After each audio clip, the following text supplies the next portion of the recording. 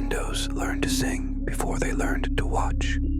Liminal City was built to stare, a brutalist maze where towers stretched skyward like teeth, every window an unblinking pupil.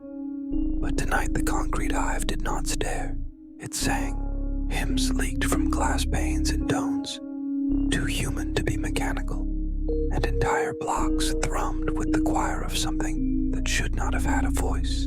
Pedestrians froze in the glow of sodium lamps as the buildings themselves crooned through their facades, and the air shook like a radio pulled half out of tune. At first, the songs resembled hymns remembered from childhood, gentle and familiar, but soon they warped into loops that overlapped and devoured one another, every verse tangled with the frequencies that did not belong to this world. The city was no longer silent, no longer a watcher. It had become a choir with no conductor, filling the avenues with hymns scraped raw from the void. The windows learned how to breathe between verses. When the hymns broke, entire streets gasped at once, as though the buildings themselves required air, as though the city were rehearsing how to live. Voices swam inside the glass, headless silhouettes pressed against windows from the inside, singing with throats that had been erased. These were not residents or tenants, but fragments of the Choir of Headless Angels, their marble torsos stitched into the concrete, their sound carried on the vibration of glass. Every alley became a cathedral, every stairwell an organ pipe, every elevator shaft a throat. Children cried when they heard the music, but their parents covered their ears and whispered that nothing was wrong, that it was only construction, only the hum of power lines, only the city reminding them who was in charge.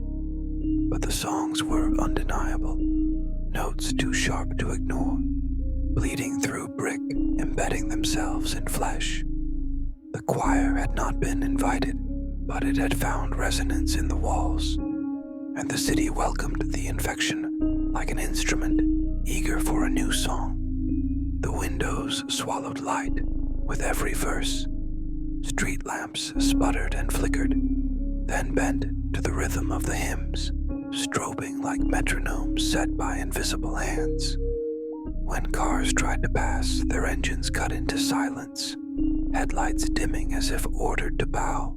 Pedestrians ran but found the alleys rearranging, leading them back to the same singing blocks, forcing them to circle through the same impossible streets until exhaustion pinned them in place. Through the distortion, watchers glimpsed static bleeding into the chorus, thin lines of red snow sliding down windows like tears. The choir had been touched by something deeper, its hymns laced with interference from the red static wastes. The more they sang, the more sand appeared on the pavement, crimson grains pouring from window sills, as though the angels had carried the desert with them. The bleed was not a crack anymore. It was a fusion. Liminal City's brutalist silence was now married to the endless hymn of angels, dragged out of the wastes, and the watchers understood that the song would not stop until the city itself was rewritten. The windows learned how to watch again, but this time their gaze was alive. When the hymns reached their peak, every pane of glass turned outward, thousands of faceless reflections leaning into the night. The choir's voices merged into a single wordless chant that rattled the marrow of anyone listening, even those outside the signal. Captions crawled across the transmission, glitching into shapes too distorted to read. Yet every watcher felt the same command vibrating in their bones. The city was no longer content to sing to itself. It was singing to us. And when the final verse cracked the skyline, the towers bent inward as though bowing to something vast, and the broadcast ended mid-note, the hymn unfinished, leaving creating silence that felt louder than the song had ever been.